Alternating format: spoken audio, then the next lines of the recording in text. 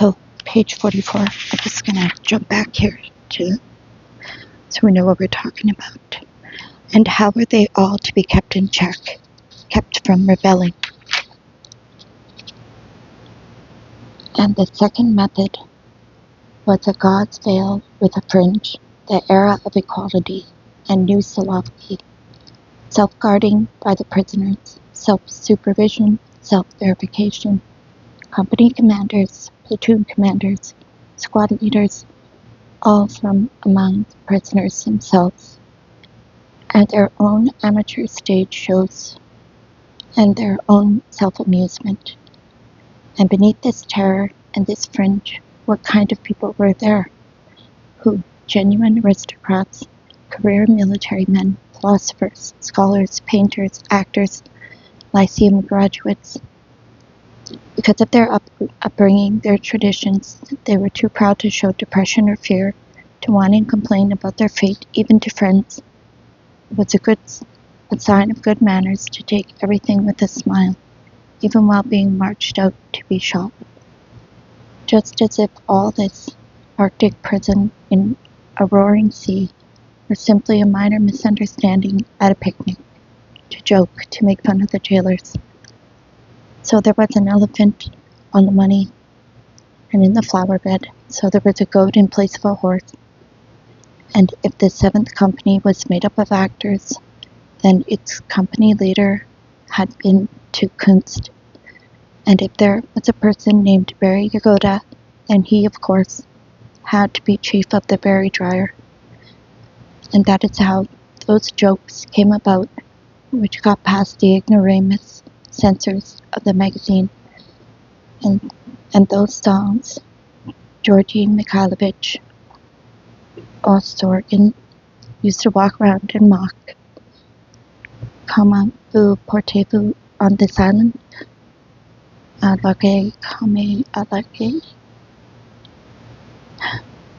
And these jokes, this stressed and emphasized independence of the aristocratic spirit. These, more than anything else, irritated the half-beast Solzhenitsyn jailers. One time, Ostorgin was scheduled to be shot.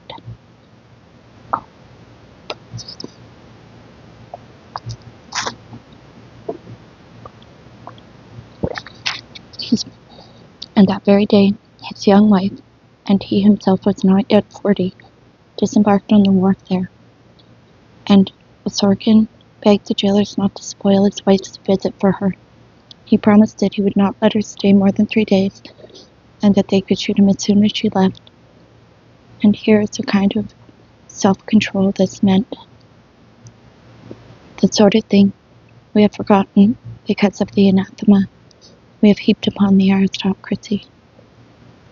We who whine at every petty misfortune, at every petty pain. For 3 days he never left his wife's side, and he had to keep her guessing the situation. He must not hint at it, even in one single phrase. He must not allow his spirits to quaver. He must not allow his eyes to darken. Just once, his wife is alive, and she remembers it now. When they were walking along a holy lake, she turned and saw that her husband had clutched his head in torment. "What's wrong?" "Nothing," he answered instantly. She could have stayed still longer, but he begged her to leave. As the steamer pulled away from the wharf, he was already undressing to be shot. But still someone did give them those 3 days. Those 3 Ostorgin days.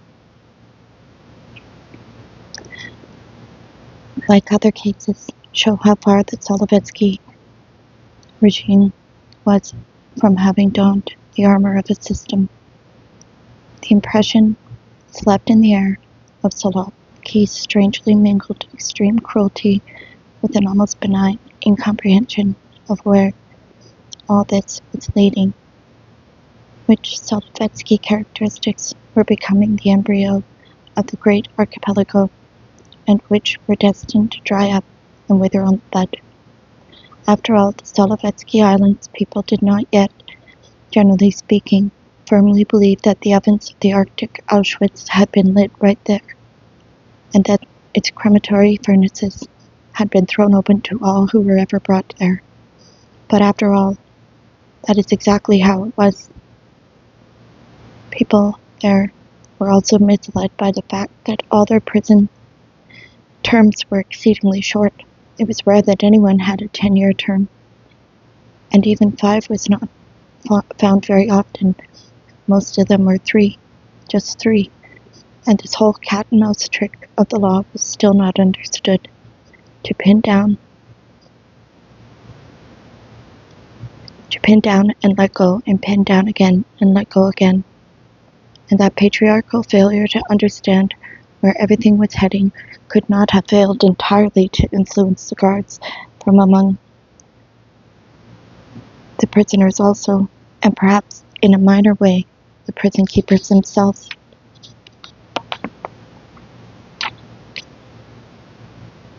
No matter how clear-cut the declarations of the class teaching, openly displayed and proclaimed everywhere, that the sole fate the enemy deserves its annihilation. Still, it was impossible to picture to oneself the annihilation of each concrete two-legged individual possessing hair, eyes, a mouth, a neck, and shoulders. One could actually believe that classes were being destroyed. The people who constituted these classes should be left, shouldn't they? The eyes of Russians who had been brought up in other generations in vague concepts, like eyes seen through badly prescribed glasses, could in no wise read with exactitude the phrases of the cruel teaching. Not long before, apparently, there had been months and years of openly proclaimed terror, yet it was still impossible to believe. Interesting. Months and years of open terror. Here, too, on the first islands of the archipelago, was felt the instability of those checkered years of the middle 20s, when things were but poorly understood in the country as a whole. Was everything already prohibited? Or, on the contrary, were things only now beginning to be allowed? Age-old Russia still believed so strongly in rapturous phrases that there were only a few prophets of gloom who had already figured things out and who knew when and how all this would be smashed into smithereens. The cupola had been damaged by fire, but the masonry was eternal. The land cultivated on the very edge of the earth had now been laid waste. The color of the relentless sea was changeable, the lake still, the animals trusting, the people merciless, and the albatross flew to the Bay of Biscay to spend the winter with all the secrets of the first island of the archipelago. But they would not tell their secrets on the carefree beaches. But they would tell no one in Europe.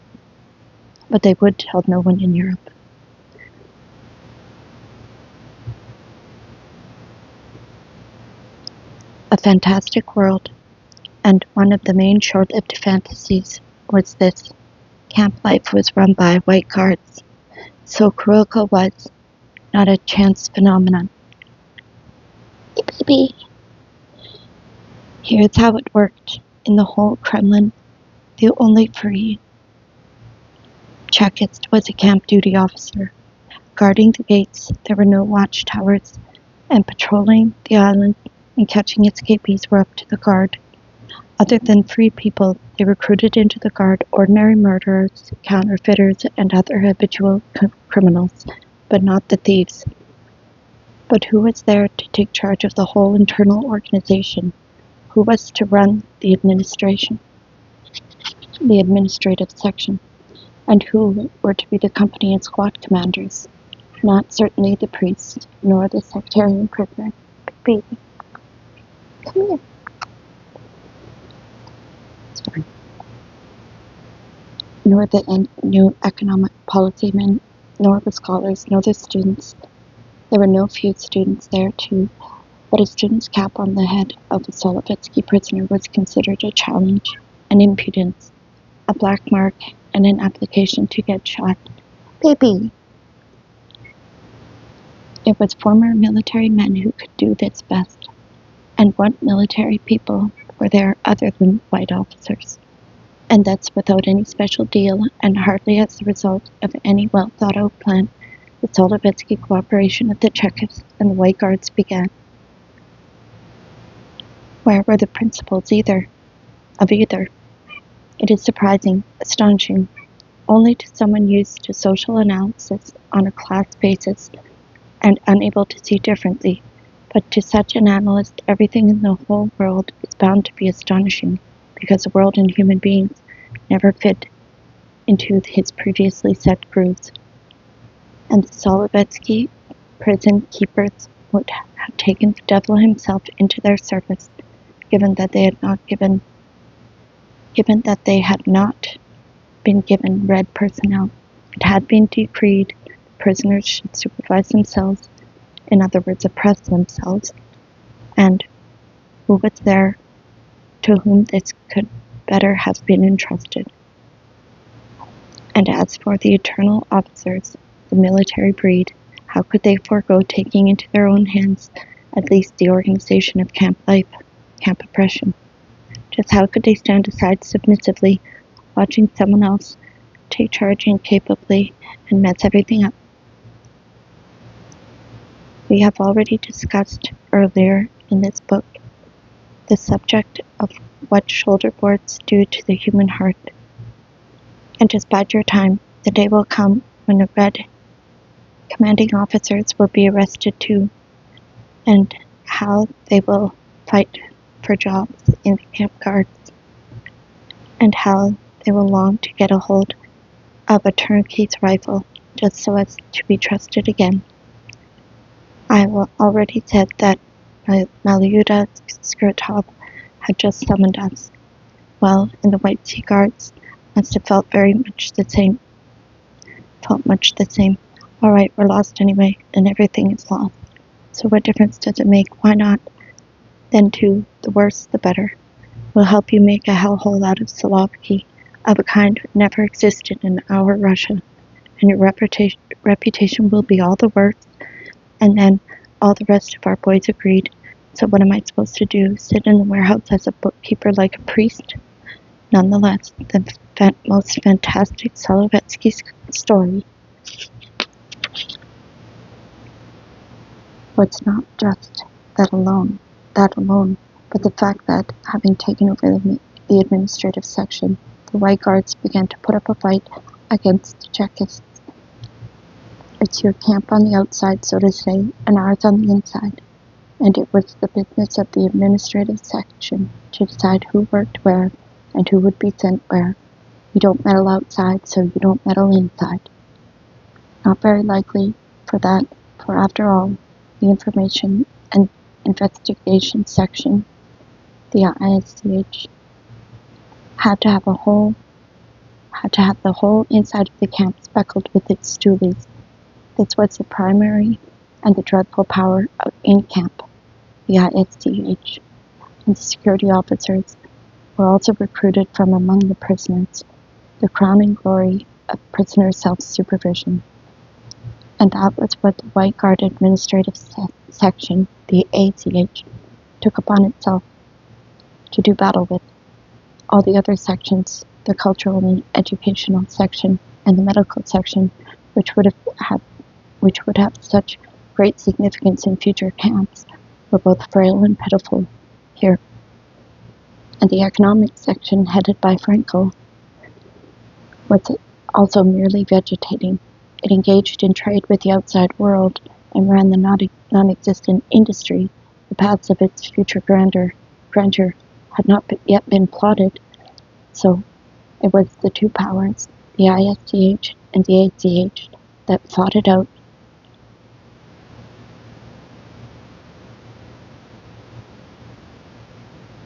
It began right at the Chem transit station. The newly arrived poet A. Yaroslavsky approached the squad commander and whispered something in his ear. The squad commander bellowed out his words with military precision. You were secret, so now you're public. The ISCH had its Sekirka, its punishment blocks, its denunciations, its personal case files on prisoners, and had control of liberating prisoners ahead of time in executions. It also was in charge of censoring letters and parcels, and the ACH controlled work parties, reassignment from island to island, and prisoner transport. The ACH exposed the ISCH stoolies in order to send them off on prisoner transports. The stoolies were pursued and fled and hid in the ISCH headquarters, but they were pursued even there, and the ISCH rooms were broken into and the stoolies dragged out and hauled off to prisoner transports.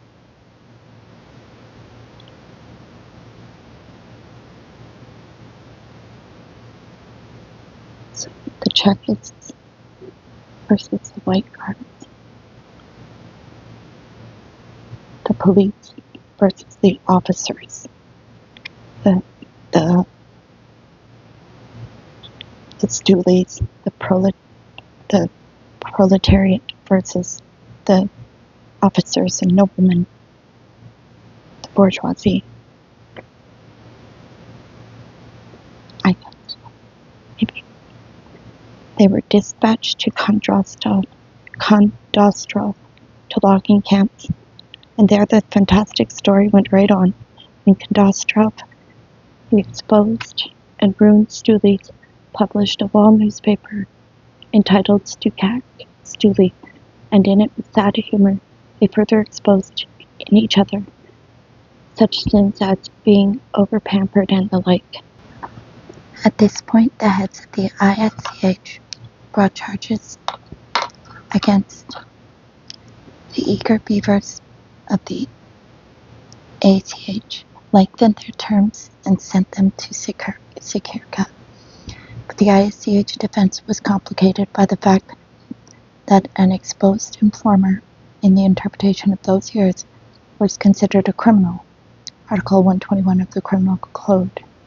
Disclosure by an official personage of information not to be disclosed, quite independently of whether disclosure took place intentionally or not, and in what degree the individual was actually an official personage. Consequently, the exposed informers could not be defended and saved by the ISCH. Once caught, they had only themselves to blame. Kondrastov was almost legitimized. The height of the hostilities between the ISCH and the ACH came in 1927, when the White Guards broke into the ISCH, cracked the safe, seized and published a complete list of stoolies, who thereby became hopeless criminals. After that, however, the ACH steadily declined. There were even fewer former officers, and the ACH and the percentage of criminals continually rose. For example, the Chubertovsky, as a result of the notorious Leningrad thugs trial, and gradually the administrative section was subdued. Yes, and then in the 30s, a new camp era began, when Solovki ceased to be Solovki, and became a mere run-of-the-mill corrective labor camp, and the black star of the ideologist of that new era, Naftali Frankel, rose in the heavens, while his formula became the supreme law of the archipelago. We have to squeeze everything out of a prisoner in the first 3 months. After that, we don't need him anymore.